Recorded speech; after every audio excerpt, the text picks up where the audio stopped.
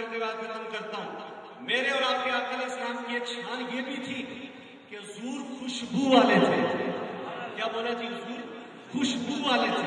یاد رکھیں ایک خوشبو میرے تمہارے نبی نے امت کو سنت کا ثواب پہنچانے کی غرض سے استعمال فرمائی اور ایک میرے تمہارے نبی کی ذاتی خوشبو تھی. حضور کے صحابہ فرماتے ہیں ہم حضور کے دربار میں حاضر ہوتے اور اچانک حضور ہم سے جدا ہوتے تو جس راستے سے تو عرب معاشرے میں ایک دستور تھا، رواج تھا، جب کسی بچے کی رخصتی ہوتی اس سے اور کچھ دیا جاتا یا نہ دیا جاتا، اس سے خوشبو کا تحفہ ضرور دیا کرتے تھے.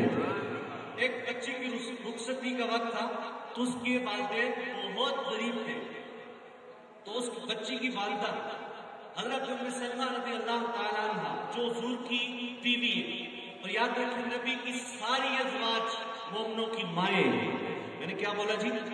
نبی کی بیویاں مومنوں کی مائیں ہیں. اس لیے نص سے ثابت ہے، قرآن مجید میں اللہ نے بیان فرمایا ہے النبی اولا بالمؤمنین من انفسہم وازواجہ امہاتہم، کہ نبی جو ہے اولا بمانا قریب بھی ہے، اولا بمانا حقدار بھی ہے. تو آپ اس کی ٹرانسلیشن یوں ہوگی، دونوں معنی کو اگر یکجا کیا جائے تو دو معنی بنتے ہیں. ایک یہ کہ نبی مومنوں کی جانوں سے بھی زیادہ ان سے حقدار ہے، ان سے رشتہ رکھنے والا ہے، یا اولا بمانا قریب ہے. وازواجہ امہاتہم، اور نبی کی بیویاں مومنوں کی مائیں ہیں. کیا ہے؟ مائیں ہیں. ام سلمہ رضی اللہ تعالیٰ عنہ کے پاس آئی، کہا اس طرح میری بچی کی رخصتی ہے، آپ مجھے کوئی خوشبو کا تحفہ عنایت فرما دیں تاکہ میں اپنی بچی کو گفٹ دوں. حضرت ام سلمہ رضی اللہ تعالیٰ عنہ نے حضور کا پسینہ مبارک، کیا بولا جی؟ حضور کا پسینہ مبارک انہوں نے محفوظ کر کے رکھا ہوا تھا. کہا یہ لے جاؤ اپنی بچی کو جہیز کے طور پہ یہ تحفہ بھی دو اور یہ بھی اس کے لباس پر بھی لگا دو. وہ خوشی سے آئی اپنے گھر میں، اپنے بچی کے لباس کے مخصوص اضاء پر وہ سرکار کا پسینہ لگایا اور اسے جہیز کے طور پہ حضور کا وہ پسینہ مبارک دیا. اب ہم بھائی وہ بھی ادھر استعمال کرتے ہیں، ایک دن 2 دن زیادہ سے زیادہ ایک ویک تک، ایک ہفتے تک رہتا ہے اس کا اثر، یا کپڑے جب دھل جائیں اس خوشبو کا، اس عطر کا اثر ختم ہو جاتا ہے.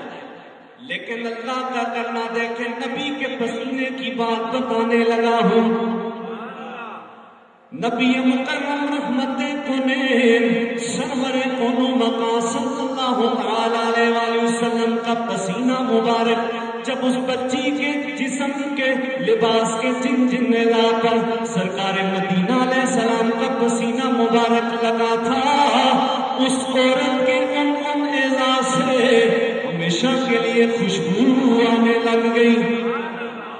جس گھر میں اس بچی کی بارات گئی اس گھر سے بھی تازہ کستوری کی خوشبو آنے لگ گئی. اسی طرح وقت گزرتا رہا، اللہ رب العالمین نے اس عورت کو بچی عطا فرمائی، بچی کی ولادت ہوئی. عورتوں نے کیا دیکھا؟